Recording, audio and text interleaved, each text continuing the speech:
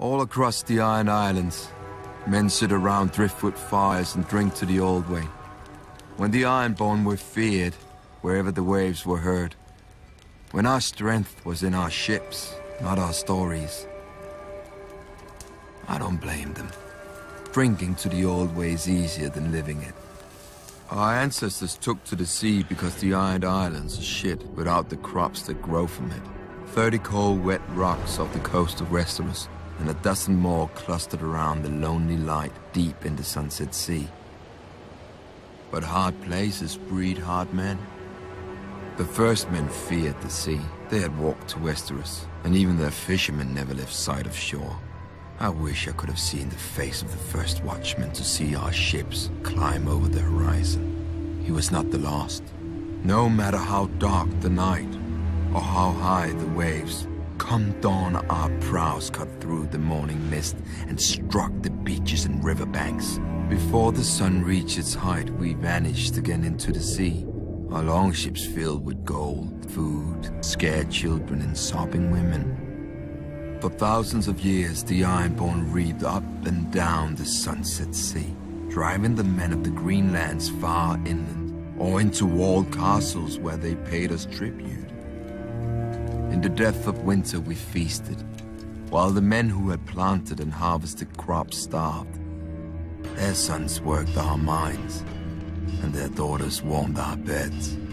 The stories claim that the Old Way died with Huron the Black and his sons at Harrenhal.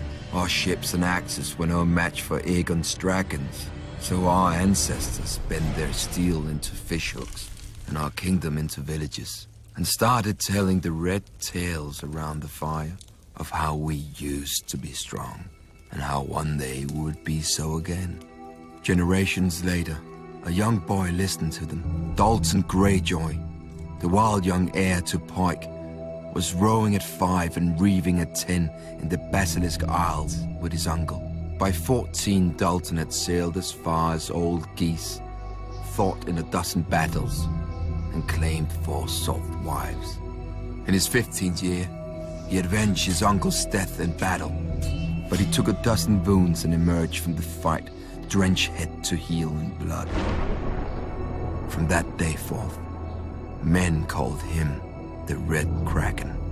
During the Dance of Dragons, the Red Kraken picked the side that was fighting the Lannisters, and fell upon the Westerlands while the Lannisters were up at war.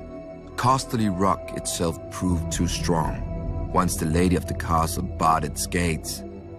But the Ironborn burned the Lannister fleet, and sacked Lannisport, carrying off gold, grain, and hundreds of women and girls, including Lord Lannister's favorite mistress, and all his bastards.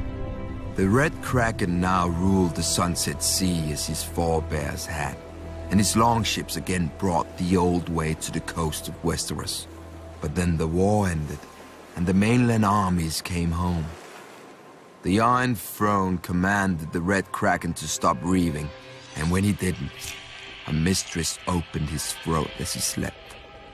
While his son squabbled, the Lannisters sent their soldiers to the Iron Islands. Thousands of men, women, and children were put to the sword, and scores of villages and hundreds of longships were put to the torch. The glorious return to the Old Way had lasted almost 2 years. My brother vowed to return us to the Old Way as well. He sat on the salt throne and sent our reavers to the shores of Westeros, just as he remembered from the stories he heard as a child. An old way for an old man.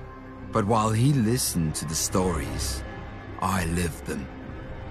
It was never the old way to me. It was the only way.